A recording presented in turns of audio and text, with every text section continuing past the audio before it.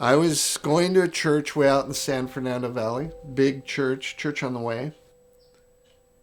I decided to visit it, and the first day I visited, this young gal was at the door greeting, and it was Karen. And I was smitten the moment I saw her. I just thought she was a doll. And so she hit my radar, and she was clueless. She didn't understand. She thought it was so interesting how I kept finding a seat next to her, or I would wind up standing next to her during coffee and donuts. She didn't realize that I was on the prowl. We were engaged in about 83, July. About 6 months later, while we were engaged, that I fell from a ladder and wound up in this wheelchair. I was set up in Pritchard Hall, and it slipped, and I fell about 18 feet onto the hardwood gymnasium floor. Broke my neck, my shoulder, was instantly paralyzed. She hung in there with me. I remember when I was in the emergency room, she walked in, she says, "I'm with you." And she's been with me ever since. I was on the track to be healed completely. Karen and I believed God wanted to heal me. In fact, I used vocabulary where I told people I knew He was going to heal me. And He was going to give me this fabulous ministry of going around the world telling people how God healed me from a quadriplegic.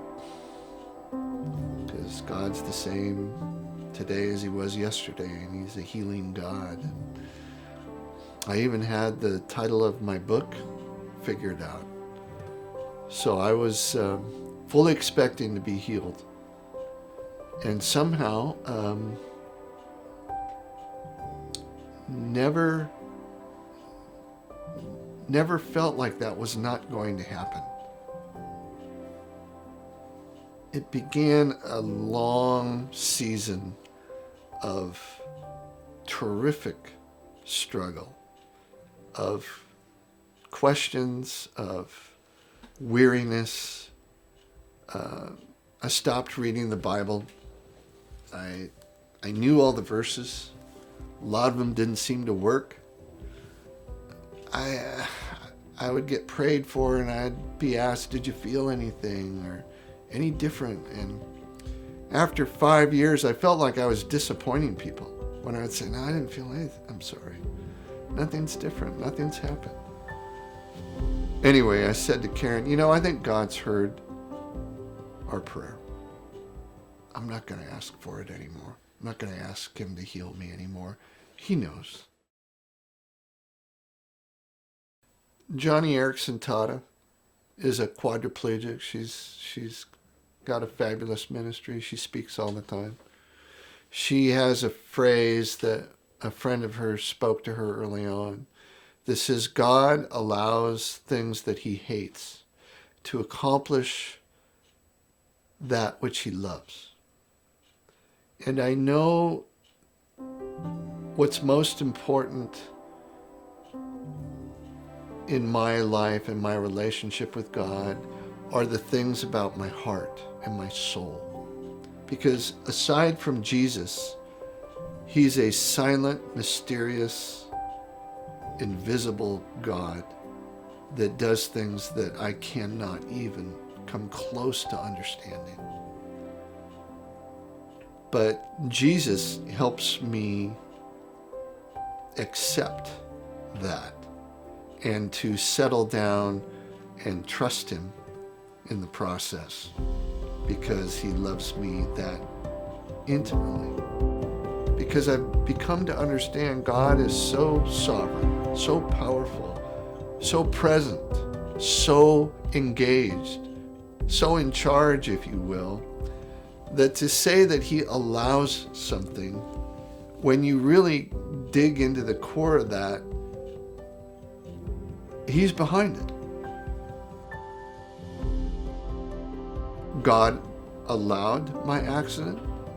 Maybe He even designed it. to accomplish what he intended to accomplish in my life.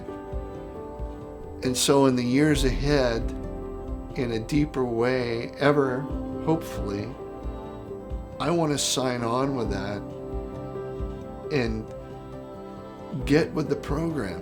What is it that you want to work in and through me? And